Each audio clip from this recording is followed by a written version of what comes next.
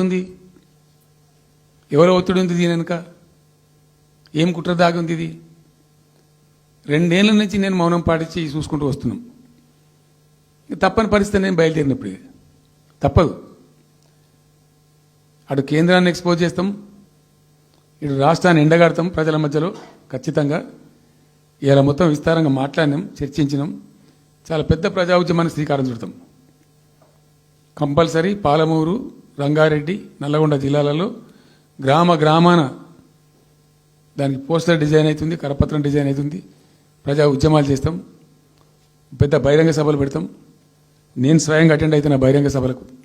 ప్రజాక్షేత్రంలో ఈ ప్రభుత్వం యొక్క నిష్క్రియాపరత్వాన్ని ఎండగడతాం ఇప్పుడు వాయిస్ అయితే తెలంగాణకు మరి తెలంగాణకు ఉన్న ప్రభుత్వం మాట్లాడకపోతే ఇంకెవరు మాట్లాడాలా మాకు 2 బాధ్యతల్ని ఒకటి తెలంగాణ తెచ్చిన పార్టీగా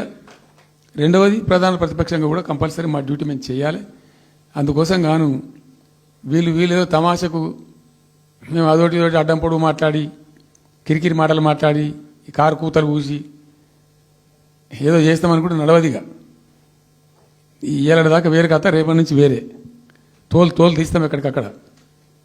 ప్రజలు ఖచ్చితంగా ఎక్కడికక్కడ నిలబెట్టే ప్రయత్నం చేస్తాం అడుగున చెక్ చేస్తాం ప్రతి విషయంలో చెక్ చేస్తాం sufficient time we have given మేము తొందరపడి మేము ఎందుకు కన్నెర్రాయి మా ప్రభుత్వం పోయింది వీళ్ళు వచ్చింది అనేటువంటి ఒక పిచ్చి అయ్యి అట్లా మేము చేయలే అటువంటి వాడికి పోలే ఇష్యూల మీద పోరాడుతున్నాం ఒకే ఫీజు ఎంబర్స్ మీద పోరాడుతున్నాం ఇంకోటి పోరాడుతున్నాం రకరకాల భూదందాల మీద దోపిడీ మీద చెర్ల మీద పోరాడుతున్నాం పార్టీ కొట్టాడుతున్నది తప్పదు కాబట్టి కొట్టాడుతాం ఇప్పుడు మొత్తం మొదటికే ముప్పొచ్చే పరిస్థితి ఉంది అటు గోదావరి మీద అరాకిరి చేసి చంద్రబాబు నాయుడు ఏపీ ప్రభుత్వం నల్లమల సాగరు ఈ సాగరు ఆ సాగరు అటు గోదావరి దోపిడీ జరుగుతూ ఉంటే దాని మీద సప్పులు లేదు ఇటు కృష్ణలో ఇంత ఘోరంగా పాలమూరు ఎత్తిపోతల మీద దీని మీద సప్పులు లేదు మరి ఎవరి ప్రయోజనాల కోసం ఉన్నట్టు రాష్ట్ర ప్రభుత్వం ఏం చేయడానికి ఉన్నట్టు ఏం జరుగుతున్నట్టు ఈ రాష్ట్రంలో కాబట్టి ఎట్టి పరిస్థితుల్లో నేనే స్వయంగా రంగంలో దిగాలనుకున్నా దీనం ఈరోజు డిసిషన్ అయిపోయింది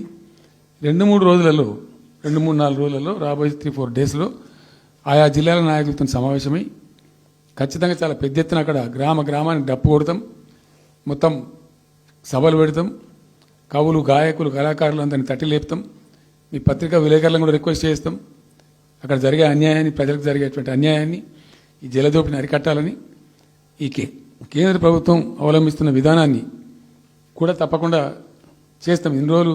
ఒక రకంగా పోయినాం కానీ తప్పేటట్లేదు ఇప్పుడు ఎవరితోనైనా సరే కొట్లాడతాం తెలంగాణ కోసం భయపడం యాందాకానే పోతాం ఈ కొండ మీద గోపైనా సరే కొట్టాడు